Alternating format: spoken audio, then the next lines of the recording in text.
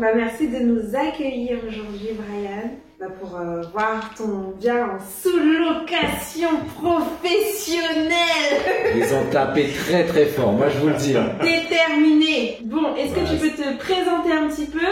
Moi c'est Brian, j'ai 30 ans. Actuellement, je suis salarié. J'ai tenté effectivement cette année d'acquérir un bien immobilier. Avec la conjoncture actuelle, c'était un peu compliqué au niveau des banques.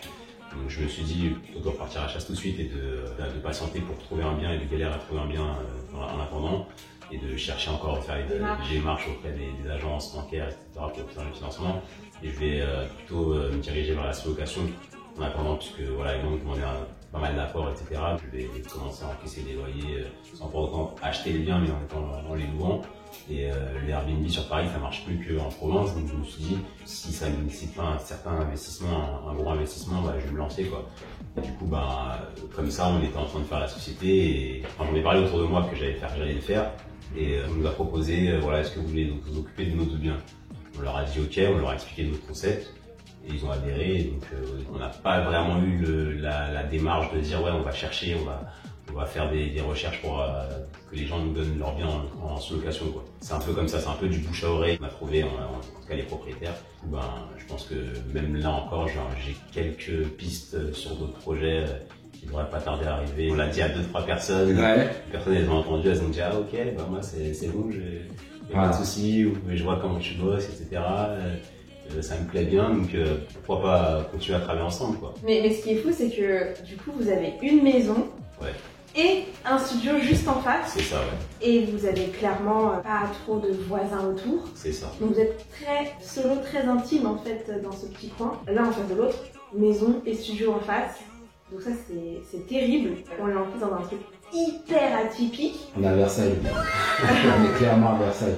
C'est recherché et les plateformes, elles boostent grave quand c'est hyper atypique. On espère en tout cas, et c'est ce qu'on souhaite faire. Que ça plaise aux gens surtout, et d'avoir des retours assez positifs. Je vais même rebondir avant, c'est pas que le bien est arrivé à vous, c'est que tu as déjà, mine de rien, fait les choses comme il fallait pour avoir déjà un bien. Un peu comme Baudelaire, il a mis les gens un peu au chaud, t'as pris l'initiation, je t'ai formé, t'en as parlé, t'as su me donner les arguments, et en fait, comme je dis, l'opportunité, tu l'as prise. Elle n'a pas tapé à ta porte, tu l'as saisie. En fait, les premiers à qui j'en ai parlé, ça a été ma famille. Moi, mes parents, c'est vrai que c'est un peu compliqué de leur expliquer ce que tu fais. Ah, mais est-ce que tu as acheté? Donc, du coup, une fois qu'ils ont compris le concept, ils aiment bien dire ah ouais, voilà, mon fils il se lance dans ça. Voilà, ils en parlent à 2-3 personnes. Tiens, ils ont des biens. Toi, tu as des potes qui t'en parlent ou qui en parlent autour de toi. Et puis après, finalement, tu pioches, finalement, on te propose, on te dit ah tiens, j'ai mon pote qui fait ça, est-ce que ça t'intéresse? Ce point-là que tu dis, pour moi, il est très important parce que tu en as beaucoup quand ils se lancent dans des business, dans l'immobilier, ils gardent tout pour eux. Ah non, moi j'en parle pas parce que si, parce que ça. Et toi, tu as démontré clairement que non, tout de suite, t'es parti, t'as dit aux gens, moi je fais ça. Je fais ça parce que peut-être qu'un tel pourra te conseiller une personne. Ça, on sait jamais d'où ça peut venir, mais au moins ils savent ce qu'on fait. Et ça, c'est un point super important que toi-même t'as mis en avant. Pour les personnes qui nous écoutent, ne restez pas enfermés entre vous. Parlez autour de vous. J'ai une question. Vu l'état du bien, la qualité du bien, les prestations, voilà, on est quand même sur une maison de qualité, haut de gamme, atypique. Est-ce que tu peux donner juste quelques tips sur comment tu as convaincu le propriétaire, sachant que c'est ton premier? À la base, c'est leur maison, donc déjà c'était un peu compliqué de leur faire comprendre ce qu'on voulait vraiment nous faire. Eux, à la base, ils pensaient qu'on voulait s'occuper d'encaisser les loyers. Nous, on leur a dit non, effectivement, nous, votre bien, on veut le louer et faire notre sauce après. Voilà. Donc, en gros, chaque mois, vous avez votre loyer et derrière, on fait notre sauce. C'est leur maison, donc ils ont habitué dedans. Forcément, ils s'attendent à ce que le prix qu'on leur propose, il soit là, tu vois. Mais on a réussi à les convaincre avec un peu d'arguments. Puis même les enfants, ils leur ont un peu fait comprendre ce que nous on souhaitait. Et du coup, ça a un peu aidé dans les négociations, mais voilà, ils ont été ouverts sur la question. Les arguments de l'initiation ont bien fonctionné. C'est ça, c'est ça. Surtout sur la partie en fait impayée, parce qu'eux, ils avaient déjà les appartements. Je pense qu'ils en gèrent pas mal aussi. Et je pense qu'à un moment donné, quand tu as plusieurs appartements, tu as forcément une personne qui paye pas. C'est un peu rude d'aller réclamer ton dû, alors que normalement c'est normal, mais à un moment donné, tu as passé un certain âge, tu veux pas forcément t'embrouiller avec les personnes. Elles veulent peut-être faire autre chose que de laisser le charbon aux jeunes. C'est ça, voilà. Et surtout, je me souviens que dans le groupe WhatsApp des déterminés, vous étiez un peu perplexe du potentiel finalement de la pépite que vous avez trouvé. Et là aujourd'hui, avec le recul... franchement, il y avait pas mal de choses qui ne permettaient pas de nous projeter. Bon, après, en soi, quand on arrive, déjà, on voit effectivement toute la pierre autour. On se dit, ah ouais, là, on est tombé dans quelque chose. En pleine Île-de-France, tout ça, on s'est dit, ouais, quand même, il y a quelque chose, il doit y avoir du cachet.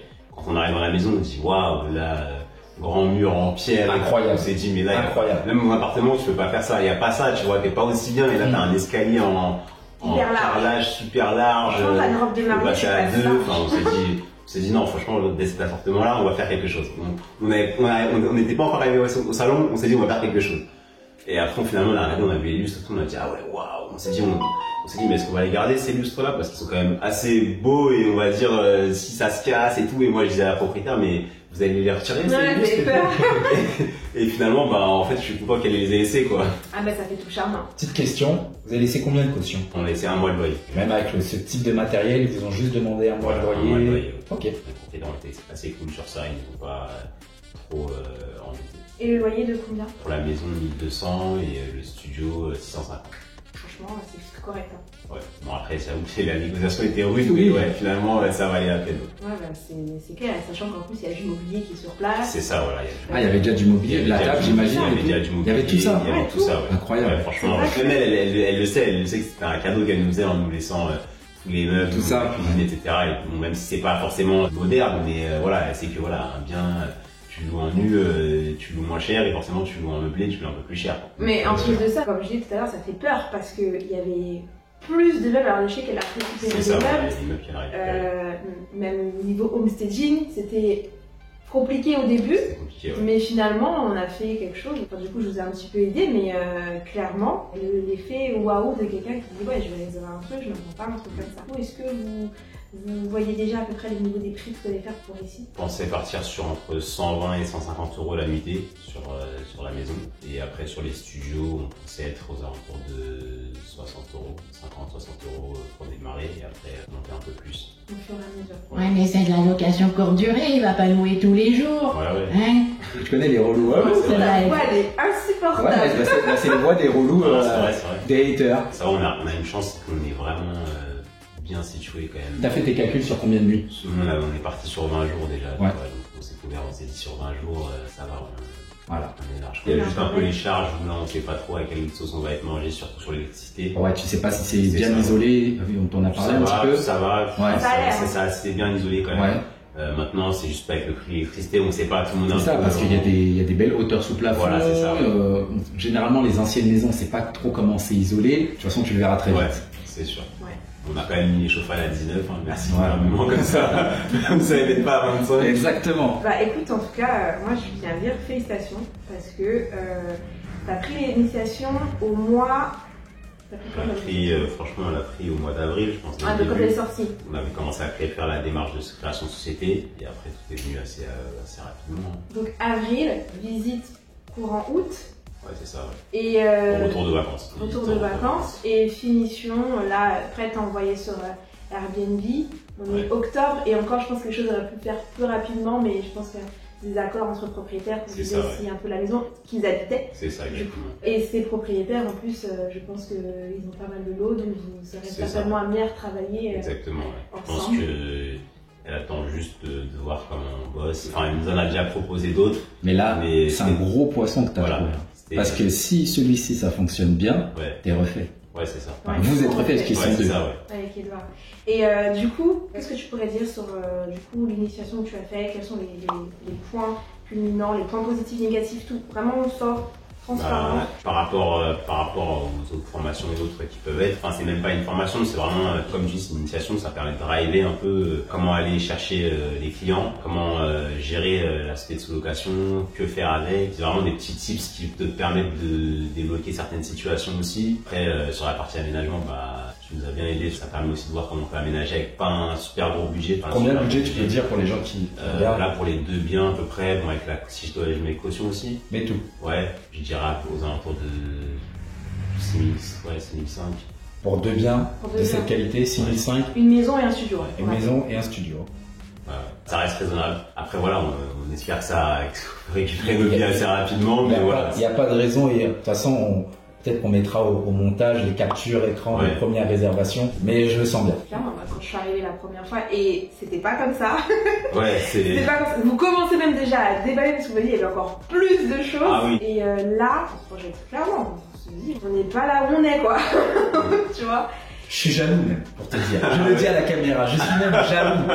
Voilà, je le dis. Mais c'est excellent, je suis content pour lui, je vois son sourire. Et je vous souhaite que du cash flow, que du cash. Ouais, vraiment. C'est ce qu'il faut là. Donc on commence déjà à en parler un peu encore autour de nous. Ceux qui ont des biens, etc. Voilà, faites-nous confiance. Au moins vous aurez vos loyers sécurisés. Et puis nous, bah voilà, on gérera notre histoire aussi, mais tout le monde sera content. Donc toi, en fait, tu as fait la sous-location professionnelle pour pouvoir, grâce à la société, quand elle va bien gonfler, faire des acquisitions. Voilà, c'est ça. En fait, là, c'est de l'entrepreneuriat. C'est ça, voilà. Immobilière, certes, dans l'immobilier. Et toi, tu veux remettre le pied, du coup, cette fois-ci, dans l'achat. C'est ça. Bah, en fait, je ferme pas la porte à l'achat. Si je peux faire un achat là cette année en nom propre ou en société, je le fais. Mais c'est juste que là, dans la conjoncture actuelle, c'était compliqué. Et je me suis dit, bon, bah, si je dois repartir à la chasse, faire des visites, etc., certes, ça va me prendre du temps. Et là, le temps d'acquérir, etc. Je l'ai fait, ça m'a pris 6 ou 7 mois. Au final, bon, bah, ils m'ont dit, ouais, j'ai fait toutes les banques, ils m'ont dit, bon, bah, c'est pas possible, etc. Donc, j'ai pas lâché l'affaire parce que mon projet était bon. Mais je me dis, voilà, la prochaine fois, je le ferai différemment. Maintenant, il faut que je retrouve un autre bien. Mais je voulais pas. Voilà, je voulais pas trop perdre de temps. Donc, je me suis dit, la sous-location, mais allez, genre 4-5 balles. En plus on est 2, donc voilà, à la limite je les sors, mais je peux les récupérer assez rapidement. Bien sûr. Ah clairement, t'as 2-3 réservations. Voilà, donc, je suis pas trop perdant, quoi. Je saute le pas, ça me coûte quasiment rien, quoi. Et puis après je me rembourse, c'est bon, c'est pas la fin du monde. Non mais félicitations. Quel conseil tu donnerais pour ceux qui hésitent à faire de la sous-location professionnelle, à faire l'ISLP surtout avec nous? Moi je dirais que franchement n'hésitez pas trop. Si vous voulez commencer à mettre un pas dans l'entrepreneuriat, je pense que c'est un bon moyen, en vrai, ça vous permet de vous éduquer un peu en société. Surtout parce que moi j'avais un peu cette peur de dire voilà, je suis en société, ah ouais, les charges, etc. C'est important de le dire parce qu'on m'a déjà fait cette remarque-là. Voilà. Si tu peux développer par rapport à ça. Voilà, tu crées une société, t'es en structure, c'est pas ton argent propre, c'est l'argent de la société, il faut savoir l'utiliser sciemment et on va dire de façon consciencieuse, pour pas que ça soit de l'abus de comment on appelle ça. En gros, que l'argent de la société, tu l'utilises pas pour toi, pour faire tes bêtises. C'est ça. Voilà, exactement. Donc en fait, moi j'étais un peu bloqué sur cette partie-là. Mais après, en discutant un peu avec pas mal de gens qui étaient en société, ils m'ont expliqué un peu comment ça se passait. Et il y avait pas mal de choses qui pouvaient être faites. Donc en comprenant ça, je me suis dit, bon après, sautons pas. Et puis, vu dans la conjoncture actuelle dans laquelle on est, si tu as tout en nom propre, à un moment donné, tu vas te retrouver bloqué. Donc je me suis dit, bon, c'est le pas à faire. Et puis mon associé avait déjà une société, donc en soi, ça me gênait pas trop, quoi. Donc ton conseil, c'est allez-y, réfléchissez pas trop. Si on devait déterminer en pourcentage la charge de travail, parce que là elle a été conséquente en peu de temps. Ouais, voilà, c'est ça. Si on devait juste là trouver un bien, faire l'initiation, trouver un bien, préparer les propriétaires et meubler, agencer tout ce que tu veux, en pourcentage, tu estimerais ça à combien? Pas 30%, je fais pas ça tout le temps, mais en fait faut se donner des priorités, quoi. Faut se dire voilà, tu peux trouver un bien en peu de temps aussi et le bien en peu de temps. Faut se donner des priorités. Par exemple moi, je me disais, c'est ce soir-là, voilà, par exemple, si je dois regarder Netflix, je regarde pas, je cherche comment aménager le bien, si je dois venir ici pour déposer 2-3 trucs, je le fais. Resté tard en plus pour le ménage. Ouais, on était resté tard, parce que il y avait de quoi rester tard. C'est un petit sacrifice, mais après, voilà, derrière, on peut se reposer. Et du coup, conciergerie, donc là, c'est bon, vous avez trouvé la conciergerie. C'est ça, voilà. On a trouvé la conciergerie, et du coup, let's go, quoi. Let's go, quoi. Et comment elle fonctionne? Parce que c'est souvent une question qu'on pose en termes de tarification. On commence à 10%. 10% de quoi? 10% de commission. Sur le chiffre d'affaires? Sur le chiffre d'affaires, ouais, jusqu'à janvier. Et après, on passe à 13. Qu'est-ce qu'elle s'occupe de la plateforme? Ouais, c'est important. De gérer les réservations et d'augmenter les prix, faire de gestion des prix. Gestion des prix, etc. Tout ce qui va être réapprovisionnement aussi. Échange avec les clients. On facture les Précisément, il réassort, c'est ça. Ouais. Et ouais, échanger avec le client et intervention si possible aussi. Et le ménage à part. Et le ménage à part. Bon, en tout cas, merci Brian de nous avoir accordé ce petit temps. Merci de nous avoir accueillis dans ce sombre chemin noir. Et de toute façon, on va avoir les captures d'écran. Bientôt, là, c'est sûr. Ouais, on va avoir les premiers. Ah, le premier de la classe, là, je sais plus. Dodley, fais attention. Je sais plus qui est le premier de la classe. Dodley, fais attention. Dodley, je sais qu'il fait fort, mais. Non, mais en fait, vous avez deux. On arrive aussi, on arrive. Deux, parce que Dodley, il se split dans les petits. Ouais, voilà. Et vous, bah, direct, le studio, quand même, qui est plus grand que chez Dodley, hein, quand même. Bah, c'est vrai que ça nous a fait peur au début. F3, on s'est dit, ah ouais, quand même. Au début, on n'a pas réalisé. Au début, on s'est dit, ouais, bon, ça va, là, il n'y aura pas trop d'aménagement et tout. Et puis plus on regardait, plus je me disais, mais en fait là on fait que acheter. Tout au niveau des draps, la literie, ouais, c'est ça. C'est vrai, c'est ce qui coûte le plus cher. Hein. Et je me suis dit, ah ouais, non, ça on n'avait pas anticipé tout ça, j'avoue que non, franchement là, F3, c'est quand même c'est bien, mais c'est un coup. Mais tu verras le retour sur investissement, voilà, c'est ça. Du coup, la partie staging, ça vous a aussi aidé? Ça a totalement changé un peu les choses, qui était un peu vide, quoi, enfin, qui était pas comme on voulait. Nous, on était bloqué dans le récent. C'est ce qu'on voit partout. Voilà, ça. Là, du coup, ces petits tips, ça nous a permis un peu de faire quelque chose de correct. Mais dites-nous en commentaire ce que vous pensez vraiment de l'aménagement des meubles. Parce que depuis tout à l'heure, il nous dit, ah, nous, on voulait mettre du récent, du neuf, enfin, quelque chose de moderne. Qu'est-ce que vous en pensez en commentaire? Moi, j'ai envoyé des vidéos à des potes à moi et tout, ils m'ont dit, ah ouais, ça fait un peu, j'ai dit bon. Un peu pompeux.